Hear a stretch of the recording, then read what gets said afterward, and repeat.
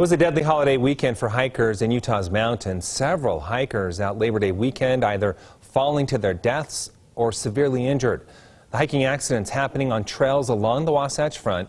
One hiker killed in American Fork Canyon, another injured near Lake Catherine, that's up Big Cottonwood Canyon, and then a third hiker falling to their death up Neffs Canyon. Now tonight, we're learning the hiker in Neffs Canyon was 22-year-old Kurt Lawson of Massachusetts. ABC4's Ali O'Rulian live at the Mount Olympus trailhead tonight. Ali, you spoke with search and rescue officials, so what are they saying is behind so many of these calls for help over the weekend?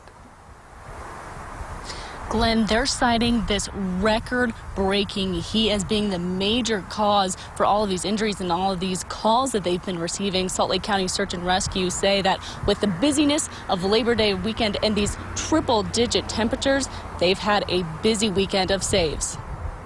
2 hikers dead and multiple injured in Salt Lake and Utah County over Labor Day weekend. Our resources were pretty well tapped, and I do believe that it's because it's a holiday and because it was so hot.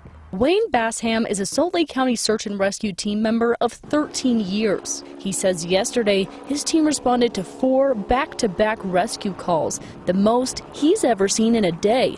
Officials point to the busy weekend and the record heat as the main problem. What would normally be enjoyable exertion, something that becomes a problem. And with triple-digit heat still on the horizon, there are precautions officials say you need to take before heading out on a hike.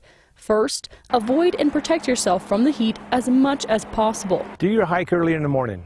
If you really want to go hiking, get up early. When the sun comes up, go for a hike. Limit your hike to a couple hours. Second, always have someone know where you are and come to the hike prepared. Tell somebody that you're going to be hiking. Hike with a friend, never hike alone.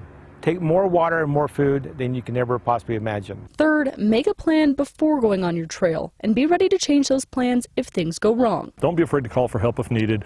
Don't be afraid to change your plans while you're en route as you're going. If you're not going to be able to make your goal, change plans and turn around. There's nothing wrong with that.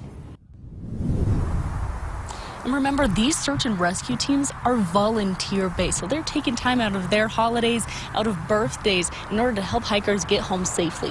Reporting live in Salt Lake County, I'm Ali O'Rulian, ABC4 News. All right.